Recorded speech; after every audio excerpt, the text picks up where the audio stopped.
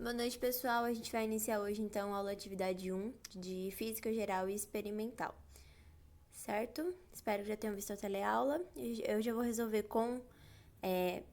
vai gravar para vocês com a resolução, que eu acho que é mais fácil, tá? A matéria, por enquanto, tá tranquila, então não tem necessidade de a gente fazer o passo a passo, que fica um vídeo mais longo. Questão 1. Em um certo hipódromo da Inglaterra, um páreo foi disputado a uma distância de 4 furlongs. Qual é a distância da corrida em varas e cadeias, respectivamente? Considere um furlong igual a 201,168 e uma vara igual a 5,0292 metros e uma cadeia 20,117 metros. Então, a gente vai fazer regrinha de 3, bem pouquinho.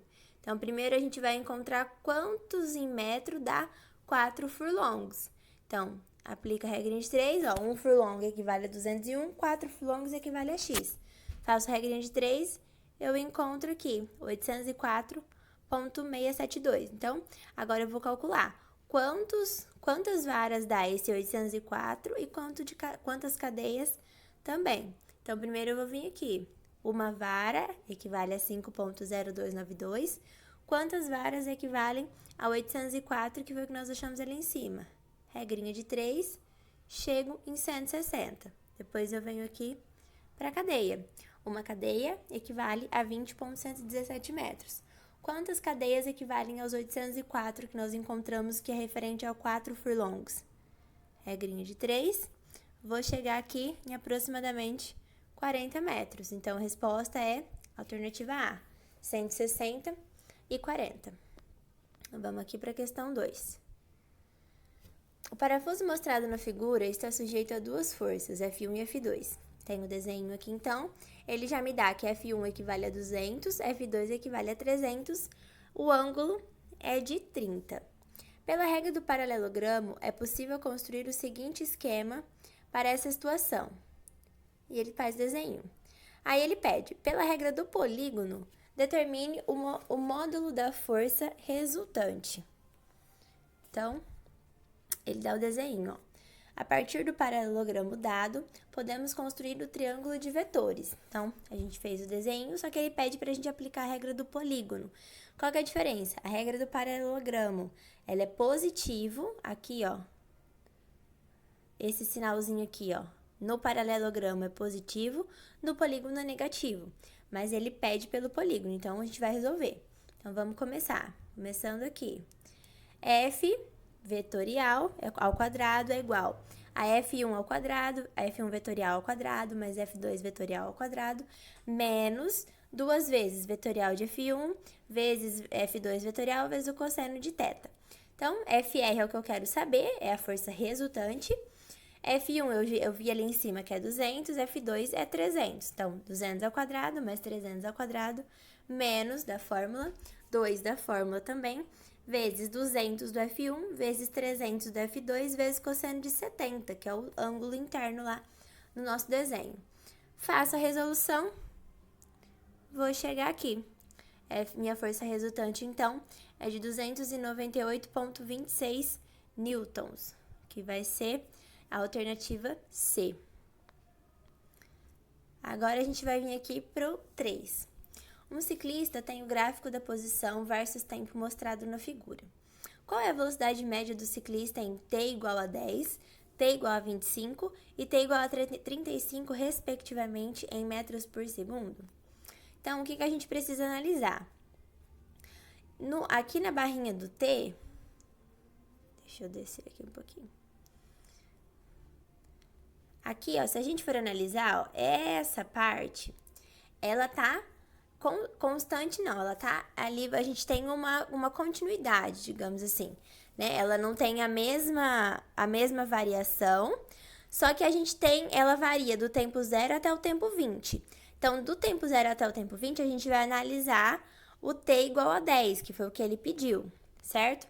Depois ele pediu t igual a 25, então a gente vai analisar aqui, ó, do t 20 entre o t 30, por quê? Se a gente olhar, são intervalos que possuem continuidade, são intervalos que possuem um padrão, certo? Então, no começo até o fim desse intervalo, a gente tem aquela variação, certo? A partir dali, ele muda. Então, ó, de A até B tem uma variação, de B até C tem outra, e de C até D tem outra. Então, o T igual a 10 segundos, a gente vai analisar aqui. O T igual a 25 segundos, a gente vai analisar aqui. E o T igual a 35 segundos, a gente vai analisar aqui, certo? Então, ó, ele dá pra gente, né? Aí, ele pede pra gente calcular. Então, vamos lá. Para T igual a 10 segundos, então, lembra que eu falei? A gente vai usar o intervalo de 0 a 20. Então, ó, estamos aqui. Variação de x dividido pela variação do tempo. Então, 100 menos 50, vamos olhar aqui, ó. Se a gente olhar, ó, ele varia de 100 a 50, de 50 a 100, certo? Então, 100 menos 50, 20 menos 0, porque ele vai de 0 a 20 segundos. Sempre o final menos o inicial. 50 dividido por 20, 2,5. Então, para 10 segundos, a minha velocidade é 2,5 metros por segundo. Para t igual a 25 segundos, a gente nem precisaria fazer essa conta, né? Porque se a gente olhar, ó, ele varia no tempo, ó. Ele varia no tempo, ele vai de 20 a 30, mas ele não varia na distância. Ele permanece em 100. Mas a gente pode fazer essa conta, ó. 100 menos 100, porque ele não muda, né? Ele começa em 100 e termina em 100, dividido por 30 menos 20. 0 dividido por 10 dá 0 metros por segundo. E por fim, para 35. Então, ó, vamos voltar ali. Para 35, ó, ele vai de 0 a 100. De 0 a 100 na distância, de 30 a 40 no tempo. Então, voltando aqui. Estamos aqui, ó. Então, 0 menos 100 para a variação da distância, dividido por 40 menos 30, que é a variação do tempo. Então, 100 dividido por 10 dá menos 10. Por que menos 100? 0 menos 100, certo? Então, vindo ali, ó, 2,5 para t igual a 10, 0 para t igual a 25 e menos 10 para t igual a 35. Alternativa A, então. E aqui, a última questão. O ventrículo esquerdo do coração acelera o sangue partindo do repouso até a velocidade de 26 centímetros por segundo. Determine a sua aceleração em centímetros por segundo ao quadrado se o deslocamento do sangue durante a aceleração for de 2 centímetros e o tempo que o sangue leva para atingir a sua velocidade final. Então, nesse caso, a gente vai aplicar a equação de Torricelli, certo? Porque ela para quem assistiu a teleaula, né, viu que a gente tem a equação de aceleração média, que ela é aceleração igual à variação da velocidade dividido pela variação do tempo. Nesse caso, a gente não tem a velocidade, né? Ele está pedindo para a gente calcular a aceleração. A gente só tem a variação ali, a gente não tem o tempo, perdão. A gente tem a velocidade, que é 26 centímetros por segundo, e a gente tem o deslocamento, quanto ele se desloca, mas a gente não tem um tempo. Então, não dá para usar a aceleração média. Depois a gente tem a função horária da velocidade, que ela é velocidade igual a velocidade inicial, mais a aceleração vezes tempo, que já ela não tem o deslocamento, certo? Então, não dá pra gente usar essa equação. Depois a gente tem a função horária da posição em função do tempo. A gente também não tem nesse o deslocamento, a gente só tem velocidade, aceleração e tempo. Já no outro, na equação de Torricelli, é o que a gente tem todas essas as opções para as informações que a gente teve. Que é essa equação aqui, ó, v ao quadrado é igual a v0 ao quadrado mais 2 vezes a variação de x. Então, vamos lá. Velocidade, ele me deu que é 26 centímetros por segundo. Velocidade inicial é 0, porque eu estou partindo do repouso, né? Então, eu estou em 0 e chego em 26. 2 da fórmula. A é a aceleração, que é a informação que eu ainda não tenho. E o deslocamento, que é 2 centímetros. Tá tudo em centímetro, não preciso fazer nenhuma conversão. Então, eu vou chegar aqui que a minha aceleração é de 169 centímetros por segundo ao quadrado. Depois, o que ele me pede no exercício, ó, ele pede para eu calcular a aceleração, certo? E o tempo que o sangue leva. Então, agora a gente vai jogar na formulinha da função horária da velocidade, porque agora eu já tenho aceleração, eu não tinha essa informação antes e agora eu quero saber o tempo.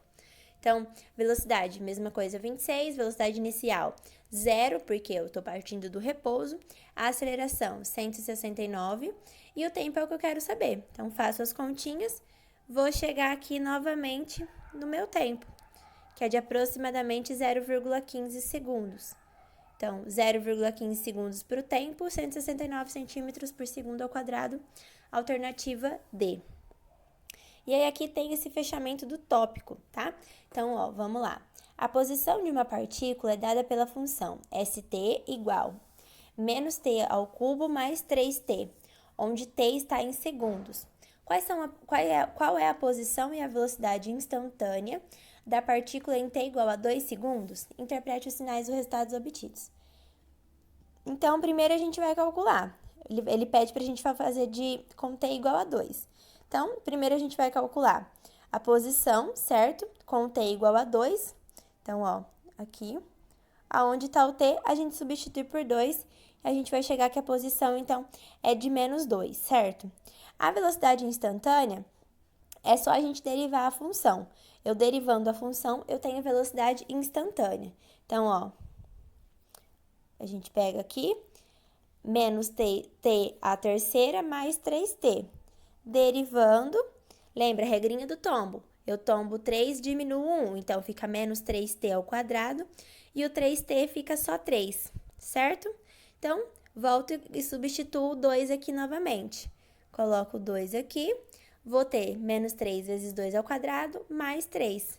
Isso vai me dar, então, aqui, ó, menos 9 metros por segundo, certo? Então, as duas respostas, menos 2 metros é a posição e a velocidade, menos 9 metros por segundo. Certinho? Qualquer dúvida, me chamem aí que é para eu poder ajudar vocês.